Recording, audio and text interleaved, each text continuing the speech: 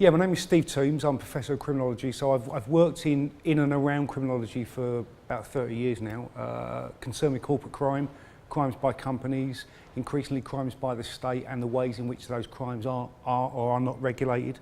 And I work for the Open University. Well, a whole series of reasons. One is one of my kind of interests, specific interests for a while, both as an academic and as a campaigner. I was chair of a charity for a long time, which campaigned around a new law on corporate manslaughter. So I've just been doing some work on that. The law's been in force for 9 years, looking at what's happened with the law, where it's been enforced, how it hasn't been enforced. It hasn't yet been used against a relatively large organisation like a local authority. And it seems to me that Grenfell has all the ingredients for a prima facie case of corporate manslaughter. So that's one of the reasons.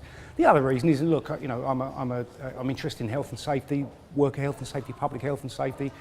I'm interested in political economy. I'm interested in austerity, and all of those things come together pretty gruesomely in what happened at Grenfell, and indeed what's still happening to the victims and their families.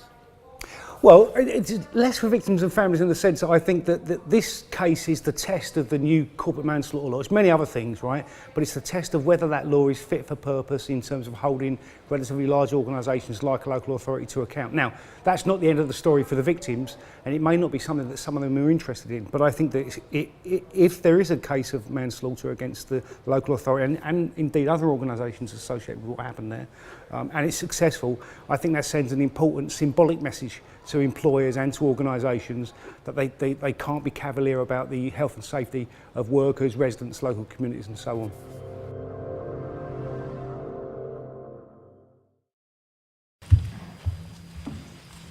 Thanks. I sent a tweet out last night which said something like corruption about Grenfell, corruption not cladding, social murder not corporate manslaughter.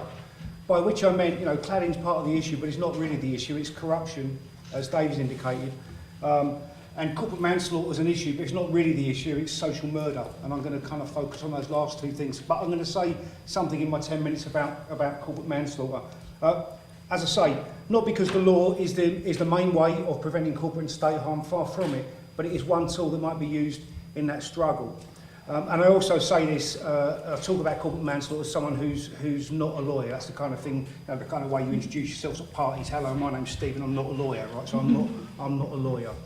It's been the case for about 50 years in this country, in the UK, that companies could be prosecuted, could be tried for corporate manslaughter.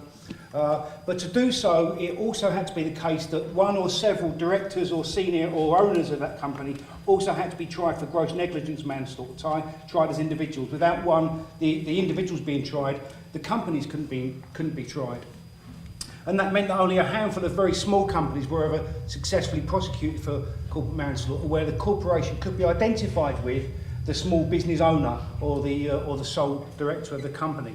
And in the wake of a series of disasters, Clapham, King's Cross, Ladbroke Grove, Purley, Piper Alpha, Bradford City, football stadium disaster, Hillsborough, Zeebrugge, it became very clear that the law, as it stood, couldn't deal with large, complex organisations, which also, of course, managed to kill many, many more people in one hit than very small companies that could partly be captured by the law. That led to a law commission set of proposals in 1996 for a reform law of corporate manslaughter. That was resisted by major political parties for about 12 years until it finally came into law in 2008. But the key change in that long struggle over the process of the new law was that the original proposals by the Law Commission were proposals about corporate manslaughter, but also included clauses which allowed for directors to be prosecuted under that legal rubric. When business and indeed when political parties stopped opposing those proposals, when that clause was removed, and the corporate manslaughter law, which we now have on the books, doesn't allow, in fact explicitly says, that individual directors and senior managers have no liability. Section 18 of that Act. So, what's happened under this new law since 2008? That's 11 and a bit years, 9 and a bit years. There've been 21 convictions, 21 cases where corporations have been successfully prosecuted for manslaughter and 3 acquittals. None of those companies have been large organisations. None of those companies that have been prosecuted. All of them could have been prosecuted under the previous law, it seems to me at least, not being a lawyer, but I'm pretty certain about that, with perhaps one exception. What has happened though is that whereas previously the directors or senior managers used to have to be prosecuted alongside the company, under the new law they can't be, right? So under the new law, senior managers have been dobbing in the company, handing over the evidence as further immunity from prosecution outside the Corporate Manslaughter Act. So what we have is corporations, a small number, or small companies ending up in the dock, but directors and senior owners, in fact, enjoying greater impunity. Okay, what does the Corporate Manslaughter and Corporate Homicide Act require? It requires that the organisation at fault must be a corporate body, by which it means a private company, or a local authority. So both of those boxes get ticked in the context of Grenfell Tower. The responsible organisation or organisations must have owed a duty of care towards the person or persons who died, and the duty of care has to be of a particular kind, including, and I quote, organisations and manufacturers towards those who buy their products, local councils in the provision of particular services towards those receiving the services, other organisations involved in the supply of goods or services towards those receiving them, and organisations involved in construction or maintenance operations towards those affected by their activities. Tick, tick, tick, tick, in the context of Grenfell Tower. Further, for a prosecution, there must be a failure in the way in which the organisation, any of those organisations previously mentioned, in the way in which the organisation was managed or organised, which amounted to a gross breach of the duty of care I've just referred to in those different guises. This requires evidence that the failure, quote, fell far below what can reasonably be required. Reasonably be expected. It's also the case for a prosecution under the Act that, quote, a substantial element of the management failure must be at a senior management level. This is defined as the persons who play significant roles in the making of decisions about how the whole or substantial part of its activities of the organisation are managed or organised, and the actual managing or organising of the whole or substantial part of those activities. In other words, I mean, based upon what we know already, based upon what we know, Joe referred to the warnings of the Grenfell Tenant Action Group prior to what happened in mid-June this year. We know that senior management in the council, we know that senior figures in the tenants management organisation knew of the risks. We know that they knew of them, not least because of Lacanau and the inquests and the fire safety prosecution that finally came to an end in March of this year, despite the fact that the Lacanau house fire was in 2009.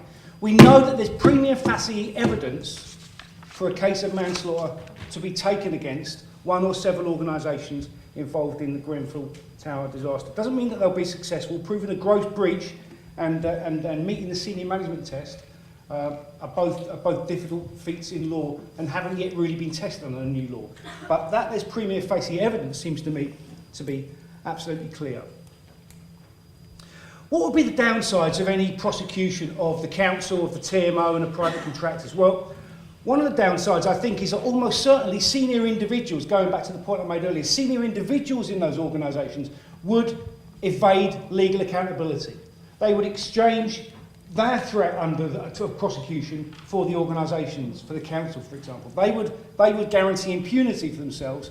Senior councillors would likely guarantee impunity were the council to be prosecuted, okay, for instance.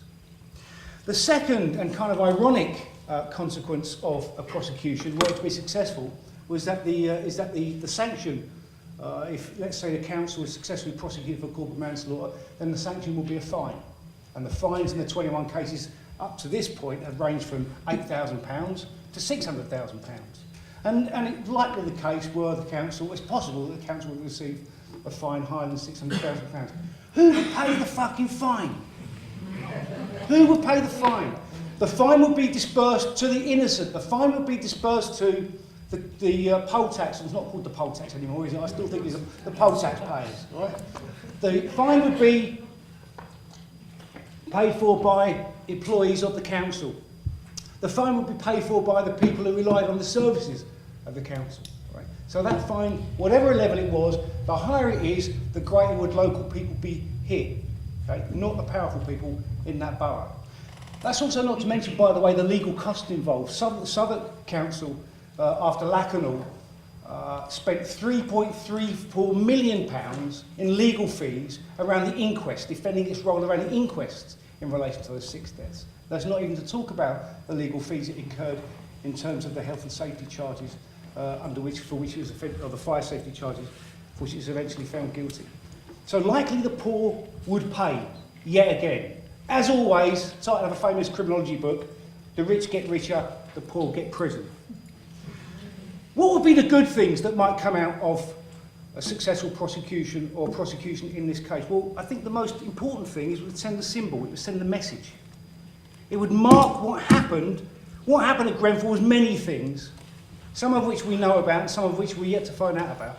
But amongst those many things, it was a crime. And it would mark that out clearly. And to make the converse point, if there were not a successful prosecution, it would also kind of send out the other message, which is that what happened at Grenfell Tower wasn't really criminal. And we all know that it was a crime. We all know, despite the fact that most of us aren't lawyers. Illegally, I think there's a very strong case that Grenfell Tower will test the new law and will successfully test the new law, and the council at least will be the first large organisation to be successfully prosecuted under the Corporate Manslaughter and Corporate Homicide Act in 2007. And if it isn't, I think that law will be proven to be worth less than the paper it's written on. But morally, to close where I began and where the others referred to, morally, I think we also know that what happened at Grenfell wasn't manslaughter, it was murder. And it was, to use that phrase, which I've been using for a few years and has been circulating now around this disaster, this tragedy, it was social murder. And social murder, to remind you, was a phrase that was first used over 100 years ago, 1845, by a guy called Friedrich Engels, who was a good friend of someone called Karl Marx, who you will have heard of. And Engels defined social murder in this way, and I'll read this quotation out and I'll stop. When one individual inflicts bodily injury upon another, such injury that death results, we call that deed manslaughter. When the assailant knew in advance that the injury would be fatal, we call this deed murder. One-on-one intentional violence, we call it murder. But when, he continues, when society places hundreds of proletarians in such a position that they inevitably meet a too early and an unnatural death, one which is quite as much a death by violence as that by the sword or the bullet, when it deprives thousands of the necessaries of life, places them under conditions in which they cannot live, forces them to remain in such conditions until that death ensues as the inevitable consequence, knows that these thousands of victims must perish, and yet permits these conditions to remain, its deed is murder just as surely as the deed of a single individual.